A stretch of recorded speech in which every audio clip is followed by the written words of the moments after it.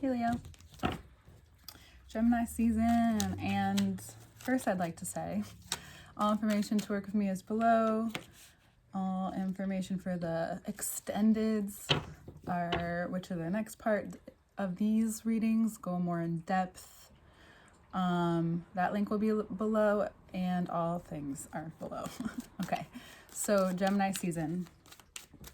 The time where we start to feel the sun even more before it gets to your season, where interactions become more frequent, where things are alive again, depending on which region you're in, of course, where things are blooming left and right.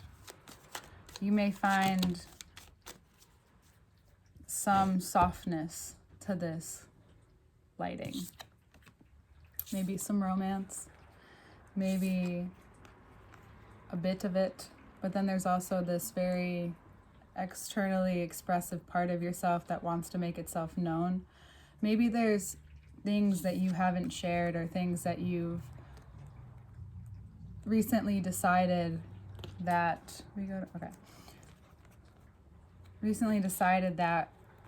are more, and there's more cards, are more in benefit, that are more beneficial to you than you had once thought previous. So whatever has come back around, you may have taken a chance on it, a risk on it. You also are taking more chances and risks with yourself, with your voice, with Mars is in your sign, with this interaction with life around you. And it's not, I wouldn't call it aggressive, but you find yourself in realizing there's a shift between how you would once hunt something or go after something as opposed to how you approach that now. There's this, not just like sprucing up, but like there's new ideas wanting to flow in while these other ideas that are already in motion are out in play. And it's like you're able to, very Gemini season, quickly adjust things because you're seeing where before, what you couldn't see before, because now you're getting what you need. You're stating your needs. You're being more assertive in ways that are very beneficial to you, perhaps. And if you're not, I would suggest doing so. State those needs, state your feelings, share what you really, how you really feel, but also notice when you're doing it. Is it appropriate necessarily? Does the other person have time to respond? Do you have time to respond and react, right?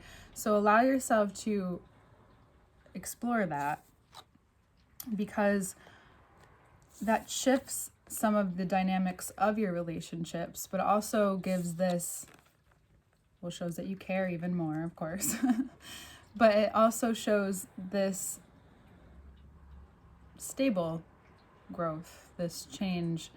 It's not that there always needs to be adjustment, right? It's just that during these times where we may find ease with it, go for it. And there has been a lot that has possibly happened with you internally that, of course, not everybody knows about, but you feel like it's time to unearth it a little bit, especially with those who are close to you, which will change your relationship, which is a beautiful thing. You're wherever growing in that way, but it's also giving you a lot of reason to explore the abundant feeling and the abundance of feelings that you are feeling, because more is coming to you. You find that this is almost like a little code for you. Not that I'm saying like utilize your vulnerability, but that's what artists do, right?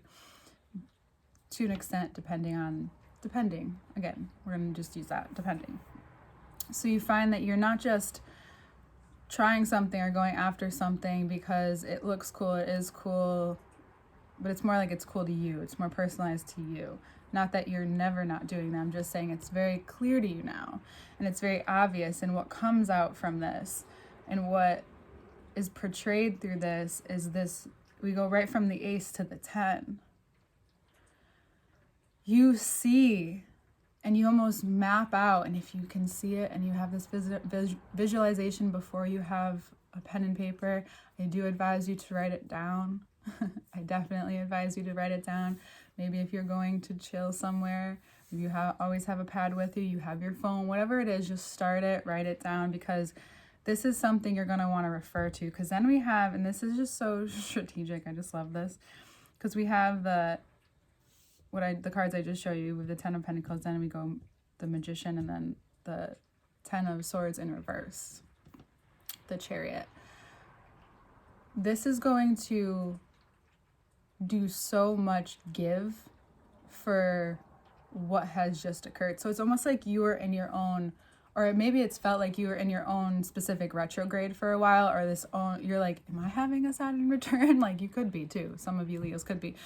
But it's more of just like something within your character was being shifted or changed, and it could be wherever your Cancer I'm getting like a strong, that we have the Chariot out. Maybe the Chariot is saying like wherever your Cancer placements are, if you have them, or if there's a Cancer in your life, or if you don't know, maybe you find out. Who knows? But it's like helping carve this pathway within you, and maybe you've been learning or listening to things like how habits, and I've wrote this down to bring this up in some of the readings, is that the difference between a behavior and a judgment is that behavior has action behind it, where judgment is just in your head.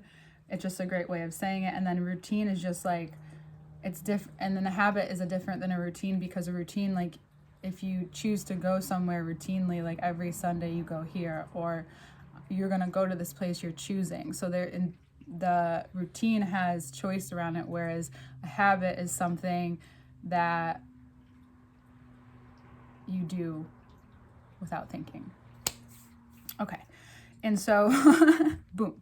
So with all that being said, is that there has been perhaps more judgment than you have wished for a while, and now you're coming to this place where your behavior towards yourself, towards what you're doing for yourself, how you're expressing yourself, those things have shifted a little. Mars is in your sign, you're going to enter, Venus will enter your sign too, where there's this softness yet magnetizing, powerful, youthful force that lies behind the shift in your voice now, the shift in where you're coming from now, the shift in, it's maturing, but it's not, you're not losing any of that like spark and play with it. There's this shift in those dynamics that make it so obvious to you that this has been like on the brink of changing for a while. Now all these things are working better together. And also it's this addressing of where you've maybe needed to care for yourself in a way that only this can allow that for you. Only this change can allow you to care for yourself in a way in which you really need or have needed, which connects even deeper to your purpose or your pathway, and allows whatever needs to decay, because what's going to continuously be revealed is this plan that you see.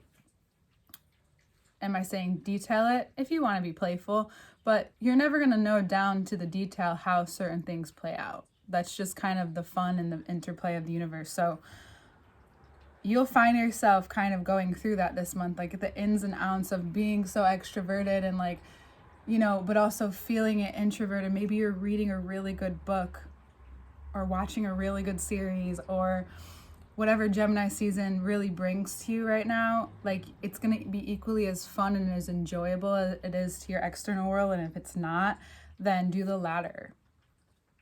Ride with that, roll with that, because that's maybe what you need right now. Maybe that's what's showing up for this divine play to give birth to what it is that has and is and has yet to come, right? Playing with the future before it happens. That's the present, maybe. I don't know. But surely you find yourself in this it's like the reason why I think it's like I have to go back to these very fixed notions of what's happening is because, you know, as a fixed sign, very material sign, you're, you know, you like that, that works for you, that makes sense to you, whatever it is. However, that's what's a little more mysterious about this month, and that's what brings like that divine mystery, divine play into your reading. And you'll have these chances to communicate and shift these micro dynamics in your life. It's almost like you have these certain lens on. You have a certain lens, and it's not like a rose colored, and it could be if you want, but it's this lens where it's showing you like, oh, okay. It's almost like you're microdosing or something all month. Refer to Gemini season, Gemini reading, sorry. Maybe you are microdosing all month, you know, do your thing. But there's this really beautiful, and it's funny because it's so funny, I'll show you when we look at the cards next. The top is like arched and the bottom, it was just a straight line. It reminded me of an eyelash, but then I curved the bottom line a little bit here with the cards, like how the cards are laid out. That's what I'm describing right now. And it's like an eye, and I didn't, you know, full circle. I'm just kind of like exploring this. So I'm in what I'm explaining to you, and I think it's because, for an example, like if you look at where Leo is in your chart, where Cancer is in your chart, you'll notice how they're being influenced. And we just left, you know, Venus is still in Cancer, but Mars just left it, went to Leo. Leo's in my 5th house of expression, nowhere else. And I feel most comfortable here, right? This feels most like me. We're in Gemini season, boom. Like, you feel more like yourself. Whatever that self is, you really are going to feel it and notice it and be aware of it this month. And it's only going to bring you way closer to whatever you're looking for. But even if you're not looking, it's coming. All right, Leo, it's coming. This divine play and interaction, that's you this month. All right, we'll see you in this reading. Come to the reading, and next month. All right.